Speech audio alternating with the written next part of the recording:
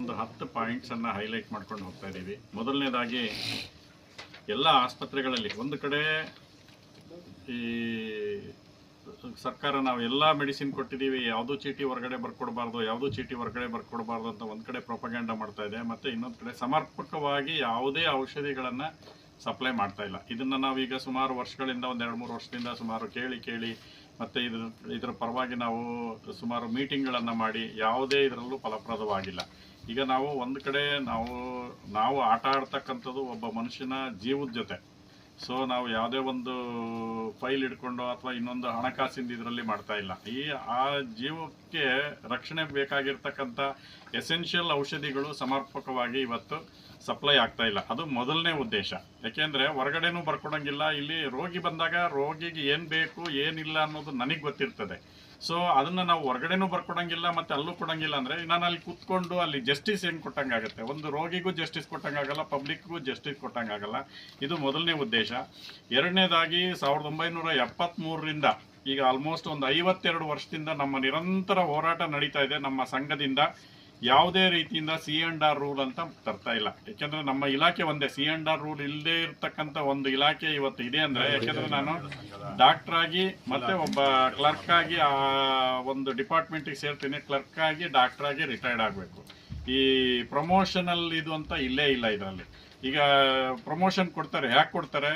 Time bond ಪ್ರಮೋಷನ್ನಲ್ಲಿ ತಗೊಂಡೋಗಿ DHO ಮಾಡ್ತಾರೆ. ತಿರುಗಿ ದಿವಸ ಅವ್ರ ಮೇಲೆ ಏನಾದರೂ ಅಲಿಗೇಷನ್ ಬಂತಂದರೆ ತಗೊಂಡೋಗ್ಬಿಟ್ಟು ಒಂದು PHC ಮೆಡಿಕಲ್ ಆಫೀಸರ್ ಆಗಪ್ಪ ಅಂತಾರೆ. ಈ ಥರ ಸಿಸ್ಟಮ್ ಯಾವುದೇ ಇಲಾಖೆನಲ್ಲೂ ಇಲ್ಲ. ಇರೋದು ಆರೋಗ್ಯ ಇಲಾಖೆಯಲ್ಲಿ ಒಂದೇ. ಯಾಕೆಂದರೆ C&R ರೂಲ್ ಇದ್ದರೆ ಅವರು ಅಟ್ಲೀಸ್ಟ್ ಅವರು ಆಯಿತು ತಪ್ಪು ಮಾಡಿದ್ರೆ ಪನಿಷ್ ಮಾಡಿರಿ, ನಾವು ಬೇಡ ಅಂತ ಹೇಳಲ್ಲ. ಪನಿಷ್ ಮಾಡೋದು ಮಾಡಲೇಬೇಕು. ಯಾಕೆಂದರೆ ತಪ್ಪು ಮಾಡಿದವರಿಗೆ ನಾವು ಯಾವುದೇ ನಮ್ಮ ಡಿಪಾರ್ಟ್ಮೆಂಟ್ನವರು, ನಮ್ಮ ಡಾಕ್ಟರ್ಸೇ ಆಗಲಿ, ನಮ್ಮ ಕ್ಲರ್ಕ್ಸೇ ಆಗಲಿ, ಯಾರೇ ತಪ್ಪು ಮಾಡಿದ್ರು ನಾವು ಅವರಿಗೆ ಡಿಫೆನ್ಸ್ ಮಾಡ್ತಾ ಇಲ್ಲ. ನಮ್ಮ ಸಂಘದಿಂದ ಯಾವತ್ತೂ ಡಿಫೆನ್ಸ್ ಮಾಡ್ತಾ ಇಲ್ಲ, ಮಾಡೋದು ಇಲ್ಲ. ಬಟ್ ಆದರೆ ಅವರ ಕ್ಯಾಡ್ರಿಗೆ ತಕ್ಕಂತೆ ಅವ್ರಿಗೆ ಪನಿಷ್ಮೆಂಟ್ ಕೊಡಲಿ ಅಥವಾ ಅವರ ಟ್ರಾನ್ಸ್ಫರ್ ಮಾಡಲಿ. ಅದನ್ನು ಬಿಟ್ಬಿಟ್ಟು ಈಗ ಒಬ್ಬ ಜಾಯಿಂಟ್ ಡೈರೆಕ್ಟರ್ ಆಗಿರೋನ್ನ ತಗೊಂಡೋಗಿ ಒಂದು PHCನಲ್ಲಿ ಮೆಡಿಕಲ್ ಆಫೀಸರ್ ಆಗಿ ನಾನು ಡ್ಯೂಟಿಗೆ ಜಾಯಿನ್ ಆದಾಗ ಏನು ಕ್ಯಾಡ್ರ್ ಇತ್ತು ಅದಕ್ಕೆ ತಗೊಂಡೋಗಿ ಹಾಕ್ತೀರಾ ಅಂದರೆ, ಇಂಥ ಒಂದು ಸಿಸ್ಟಮ್ನಲ್ಲಿ ನಾವು 52 ವರ್ಷದಿಂದ ನಾವು ಕೇಳ್ಕೊಂಡು ಬಂದಿದ್ದೀವಿ. C&R ರೂಲ್ ತಂದು ಸರ್, C&R ರೂಲ್ ತನ್ನಿ ಸರ್ ಅಂತ. ಇದುವರೆಗೂ ಆ C&R ರೂಲ್ ಅನ್ನೋದು ನೆನೆಗುದಿಗೆ ಬಿದ್ದಿದೆ. ಅದು ಎರಡನೇದು. ಮೂರನೇದು, ಇಲಾಖೆಯ ಎಲ್ಲ ವೃಂದದ ಜ್ಯೇಷ್ಠತಾ ಪಟ್ಟಿನ ಇದುವರೆಗೂ ಮಾಡ್ತಾ ಇಲ್ಲ. ಆಲ್ಮೋಸ್ಟ್ ನಮಗೆ ಈಗ ಒಂದು 30-35 ವರ್ಷದಿಂದ ಕೇಳ್ಕೊಂಡು ಬರ್ತಾ ಇದ್ದೀವಿ. ನಮಗೆ ಜ್ಯೇಷ್ಠತಾ ಆಧಾರದ ಮೇಲೆ ನಮಗೆ ಇದನ್ನು ಲಿಸ್ಟ್ ಮಾಡಿ ಅದನ್ನು ಇದು ಮಾಡಿ ಅದನ್ನು ಮಾಡ್ತಾ ಇಲ್ಲ. ನಾಲ್ಕನೇದಾಗಿ,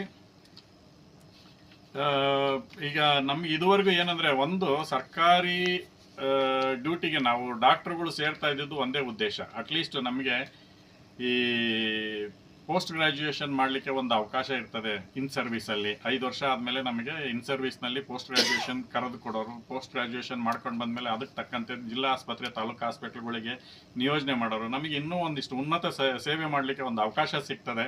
ಸೊ ಯಾವುದೋ ಒಂದು ವಿಧದಲ್ಲಿ ನಾವು ಅದರಿಂದ ನಾವು middle class, almost all government ಸರ್ವಿಸಿಗೆ ಸೇರ್ತಕ್ಕಂಥ ಡಾಕ್ಟರ್ಸ್ ಎಲ್ಲರೂ ಈ ಮಿಡಲ್ ಕ್ಲಾಸ್ ಫ್ಯಾಮಿಲಿಯಿಂದ ಬಂದಿರ್ತೀವಿ. ನಮಗೆ ದುಡ್ಡು ಕೊಟ್ಟ ಅಥವಾ ಇನ್ನೊಂದು ಕೊಟ್ಟ ನಮಗೆ PG ಮಾಡಲಿಕ್ಕಾಗಲ್ಲ. ಅಟ್ಲೀಸ್ಟ್ ಈ PG ಮಾಡಿಸ್ತದಲ್ಲ ಗೌರ್ಮೆಂಟು ಅನ್ನೋದಕ್ಕೆ ಸೇರ್ಕೊಳ್ತೀವಿ. ಇದುವರೆಗೂ ಅದು ನಡ್ಕೊಂಡು ಬಂದಿತ್ತು.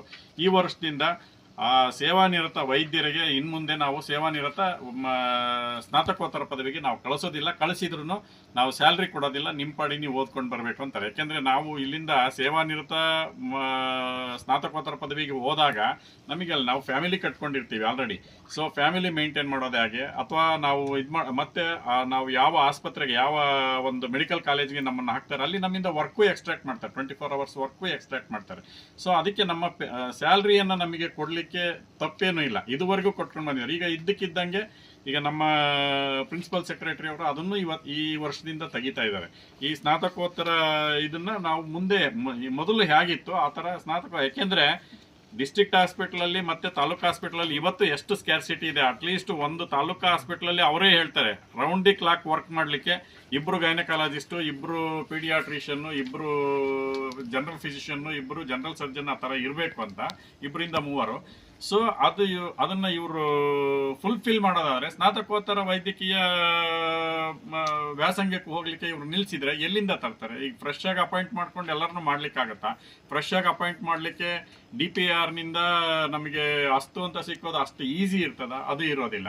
ಸೊ ಅಟ್ಲೀಸ್ಟ್ ಆ ಸ್ನಾತಕೋತ್ತರ ವ್ಯಾಸಂಗಕ್ಕೆ ಹೋಗೋದೇನಿದೆ ಆ ವ್ಯಾಸಂಗ ಓದ್ತಕ್ಕಂಥ ಅವಕಾಶವನ್ನು ನಿಲ್ಲಿಸಬಾರ್ದು ಅಂತ ನಮ್ಮ ಬೇಡಿಕೆ. ನಾಲ್ಕನೇದಾಗಿ ಇದುವರೆಗೂ ಇಲ್ಲದೆ ಇರೋ ವರ್ಗಾವಣೆ ಕಾಯ್ದೆ. ಇವರು ಏನು ಅಂದ್ಕೊಂಡಿದ್ದಾರೆ, ಬರೀ ವರ್ಗಾವಣೆಯಿಂದನೇ ಎಲ್ಲದು ಈಗ ಇವರು ಯಾವುದೇ ರೀತಿಯಿಂದ ಮೆಡಿಸಿನ್ ಒದಗಿಸ್ಲಿಕ್ಕಾಗ್ಲಿ ಅಥವಾ ವೈದ್ಯರನ್ನ ಅವರ ಮತ್ತೆ ಸಿಬ್ಬಂದಿಯನ್ನ ಅವರ ಇದಕ್ಕೆ ಏನು ಕಾನ್ಫಿಡೆನ್ಸಿ ತಗೊಳ್ಳೋದಾಗಿ ಏನು ಮಾಡ್ತಾ ಇಲ್ಲ. ಒಂದೇ ನಾವು ಟ್ರಾನ್ಸ್ಫರ್ ಮಾಡಿ ಎಲ್ಲದನ್ನು ಸಿಸ್ಟಮ್ನ ಸರಿಪಡಿಸ್ತೀವಿ ಅಂತ ಲಾಸ್ಟ್ ಇಯರ್ನಿಂದ ಶುರು ಮಾಡಿದ್ದಾರೆ. ಈಗ ಲಾಸ್ಟ್ ಇಯರ್ ನಾನು ಕೆಲವೊಂದು 1-2 ಎಕ್ಸಾಂಪಲ್ ಅನ್ನ ಹೇಳ್ತೀನಿ. ಈ ಟ್ರಯಾಡ್ ಸಿಸ್ಟಮ್ ಅಂತ ಮಾಡ್ತಾರೆ, ಕ್ರಿಟಿಕಲ್ ನಾನ್ ಕ್ರಿಟಿಕಲ್ ಅಂತ ಮಾಡ್ತಾರೆ. ಈಗ ಆಯ್ತು, ನಮ್ಮ ಜಿಲ್ಲೆನಲ್ಲಿ ಬದುಕು ಕಟ್ಕೊಂಡಿರ್ತಾರೆ, ಮಗಳು ಎಲ್ಲೋ ಒಂದ್ ಕಡೆ ಇಲ್ಲೇ ಓದ್ತಾ ಇರ್ತದೆ, ಮಗ ಓದ್ತಾ ಇರ್ತಾನೆ.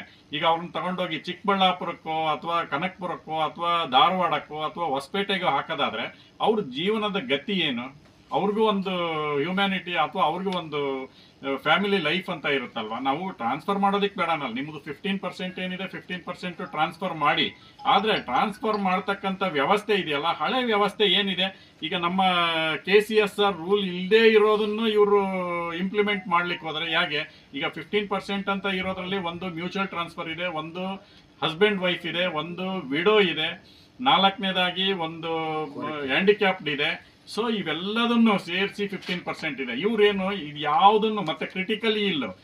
ನಾನು ಒಂದು ಎಕ್ಸಾಂಪಲ್ ಹೇಳ್ತೀನಿ. ಲಾಸ್ಟ್ ಟೈಮ್ ನಮ್ಮ